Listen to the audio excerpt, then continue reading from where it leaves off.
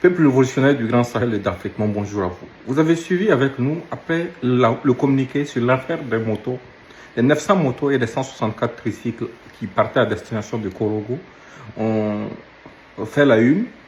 Beaucoup d'enfants perdus de la République se sont empressés pour tourner ça en ridicule. Ils ont essayé d'en rire en disant que la Côte d'Ivoire a un port et que notre pays n'a pas de port. Donc, pour quelle raison est-ce que des motos à destination de la Côte d'Ivoire vont transiter par notre pays, vu que beaucoup de motos que nous importons au Burkina Faso transitent par le port d'Abidjan? Ça, c'est leur argumentaire. C'est leur argumentaire. Il y a des Burkinabés qui font des affaires en Côte d'Ivoire, il y a des Ivoiriens qui font des affaires au Burkina Faso. Ça a toujours été comme ça. On a toujours été liés. Mais aujourd'hui, je vais vous décortiquer leur manipulation. Parce qu'ils ont été rattrapés par leurs propres mensonges. Ayant compris que ça ne pouvait pas prendre, ils ont trouvé d'autres choses à dire. Et il faut suivre jusqu'au bout. Parce que ce sont eux-mêmes qui sont en train de se ridiculiser. Ce soir, on va parler des motos à Louba interceptées à la frontière ivoirienne. On t'écoute. Vas-y. Vous savez, l'affaire des motos à Louba, pour être franc, j'ai eu des informations avec certaines personnes. C'est que cette affaire-là, depuis la crise ivoirienne, vous savez que la Côte d'Ivoire était scindée en deux. Voilà. Et ceux qui sont vers Korogo, et les commerçants qui sont dans ces zones-là, ont prouvé que c'était plus facile d'aller tout simplement à Lomé, ramener ces motos, que de les ramener à partir des ports ivoiriens. Donc, depuis ce temps-là, les gens convoyaient les motos à partir du port de Lomé. Et ça s'est poursuivi. D'accord, Alassane Colombo, nous avons entendu.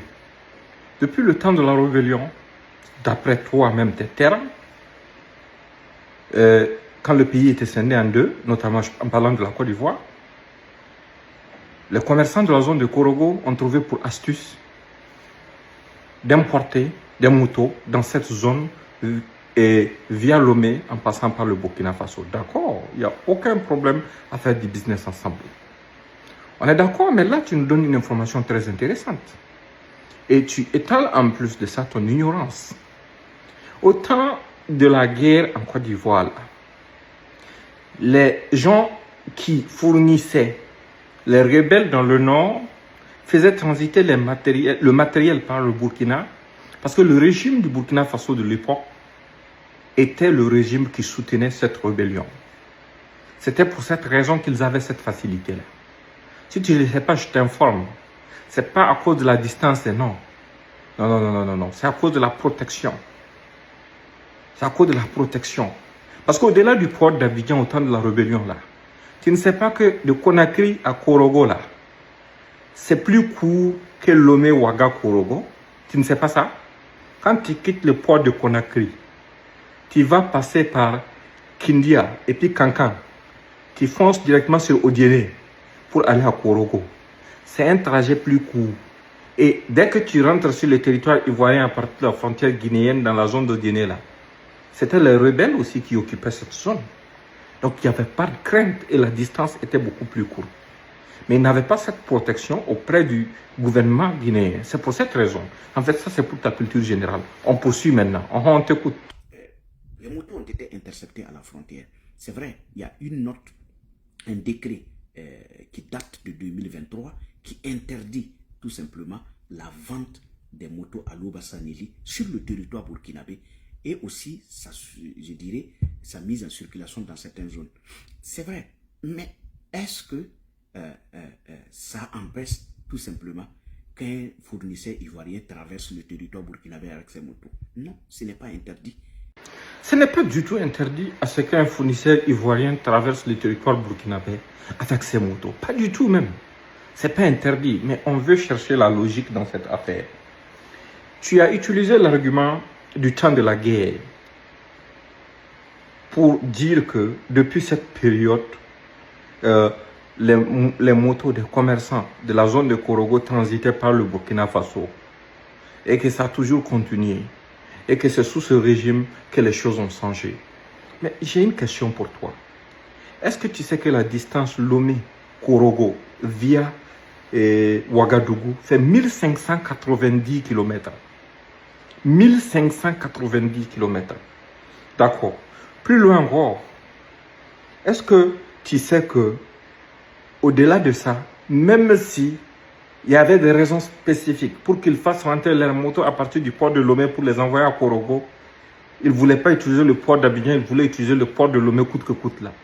De Lomé jusqu'à Korogo, en passant par le Ghana, sans traverser le Burkina là, ça fait 1200 km. Ça veut dire que c'est toujours plus court. N'en parlons pas de la distance du port d'Abidjan à Korogo qui est extrêmement courte. Et nous sommes dans une situation où nous sommes en guerre.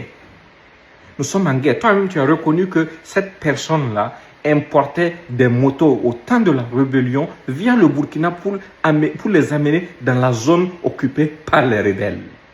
Ça même, c'est une information très intéressante. Et ce sont ceux qui ont créé cette rébellion qui sont au pouvoir à Abidjan et ce sont eux qui annoncent qu'ils veulent faire envahir le Burkina Faso.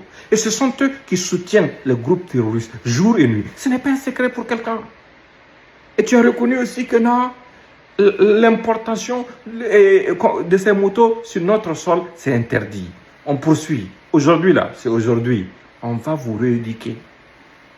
Maintenant, qu'est-ce qui s'est passé? Parce que ces motos ont été interceptées depuis le 7 avril. Ah, ok. Les motos ont été interceptées depuis le 7 avril. Et vous avez sauté aujourd'hui pour dire que non, c'était de la propagande que nous sommes en train de faire. Les motos n'ont jamais été interceptées. Et au-delà de ça, vous êtes là en train de dire que c'est pour faire la propagande, pour faire oublier Djibo et Diapaga. L'attaque de Diapaga ne date pas d'hier ni d'avant-hier. De même que l'attaque de Djibo.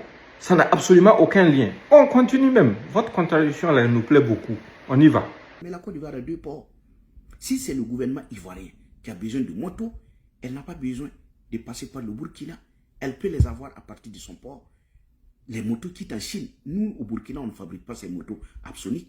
Ça vient de la Chine. Si c'est le gouvernement ivoirien qui en a besoin, le gouvernement ivoirien peut acheter ces motos depuis la Chine et les récupérer directement dans leur port. Ils n'ont pas besoin de venir les chercher au Burkina. Ça, c'est la partie même que moi j'attendais. Ça montre son niveau d'inculture, en fait. Ça montre son manque absolu de culture générale. Quand le gouvernement ivoirien fait venir des motos en Côte d'Ivoire directement, de l'extérieur, avec les numéros, ce qu'on appelle les VIN numbers, les numéros viennent là. Les numéros des châssis.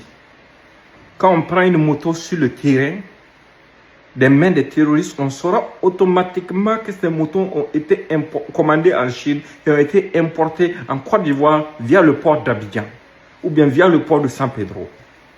On le saura immédiatement. Mais vous pensez que des gens qui veulent soutenir des terroristes, qui veulent appuyer des terroristes, vont faire ça sans prendre des précautions pour ne pas laisser des traces? Et quelle meilleure précaution que quelqu'un qui a reconnu, d'après toi, ton expression, que depuis le temps de la rébellion, lui, il importait des engins à deux roues dans une zone où des groupes armés sévissaient, dans une zone de conflit. Ça, c'est une information très intéressante et à prendre au sérieux. À prendre très, très, très au sérieux. Parce que l'objectif, c'est quoi? Quand ça passe par le port de Lomé, et puis Ouagadougou, je ne sais même plus encore dans quelles conditions, avec des faux papiers certainement, pour rallier Korogo, même si on redistribuait ces motos au groupe terroriste. Qu'est-ce que ça va laisser comme trace? Absolument zéro trace. Parce qu'on va dire que ce sont des motos qui ont été vendues et qui ont été importées via Lomé et Ouagadougou. Et ça va nous laisser dans un doute perpétuel. Abidjan ne sera lié d'aucune façon à ces motos-là. C'est ça l'objectif de toute cette manipulation. Voilà, on continue. Maintenant, ce qui se passe, c'est quoi? Donc, le commerçant, le matériel ayant été intercepté au Burkina, les autorités burkinabées ont exigé à ce que le commerçant se déplace de la Côte d'Ivoire jusqu'au Burkina. Mais, c'est comme je l'ai dit, votre propagande, tout le monde suit la propagande sur les réseaux sociaux. Donc le commerçant, ne faisant pas confiance aux autorités burkinabées, puisqu'il a déjà vu certains qui ont été tout simplement kidnappés au Burkina et exiger des rançons. Donc le commerçant a refusé de venir. Et le commerçant a tout simplement dit que ces éléments qui se trouvent sur place peuvent résoudre le problème, puisqu'il ne voit pas de problème qui tout simplement un problème nécessaire à ce que lui-même il se déplace de la Côte d'Ivoire jusqu'au Burkina. Et la contradiction se poursuit. Mais où est la logique dans ce que tu es en train de nous enseigner? Tu ne peux pas avoir du matériel de près d'1 milliard de francs CFA dans un pays où l'importation de ce matériel est interdite à destination d'une zone d'où on a entendu, vous l'avez bien entendu, réécoutez cet audio de Bazier Mathieu qui disait qu'il était dans la zone de Korogo pour voir ces unités d'intervention. Boaké et Korogo. Ce n'est pas un militaire. Quand quelqu'un qui n'est pas un militaire, qui était parachuté à la tête du bureau des enquêtes d'Abidjan, dit qu'il vient à notre frontière pour voir ces unités d'intervention, c'est de qui il parle? Il parle de mercenaires, de terroristes et autres, nécessairement. Et c'est dans cette zone que dans la même période, ces motos-là devraient partir. Alors que nous avons été alertés sur la présence de camps d'entraînement de terroristes. Et tout le monde sait que ce type de motos, exactement là, sont les moyens de déplacement privilégiés des groupes terroristes. Et ceux qui sont ivoiriens, vous êtes ivoiriens en Côte d'Ivoire, dites-moi entre vous et Dieu, depuis quand en Côte d'Ivoire les gens roulent avec ces genres de motos, et surtout en cette quantité? Et en plus, celui qui est prétendument le propriétaire, le sous-traitant du gouvernement ivoirien, là, il a déjà de par le passé livré des motos à la police ivoirienne. Et ces motos sont passées directement par le port d'Abidjan.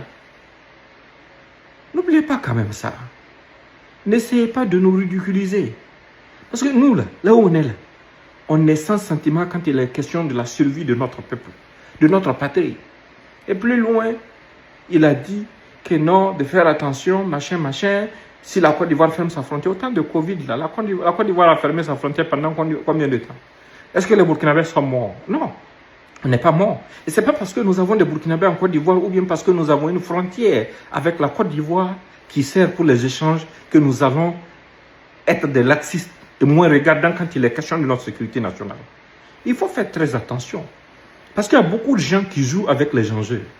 C'est ça même qui a favorisé le terrorisme. C'est ça qui l'a aggravé. Toi, tu as reconnu que c'est en 2023 qu'on a interdit l'importation de ce genre de motos ici. Alors que la guerre n'a pas commencé pendant ce temps. Ça a commencé sous Roch. Pourquoi ça n'a pas été interdit? Bien vrai que les gens savaient que ce sont ce genre de motos que les terroristes utilisaient. Pourquoi ça n'a pas été interdit sous Damiba? Bien vrai que ces derniers savaient que c'était ce type de motos que les terroristes utilisaient. Par cupidité.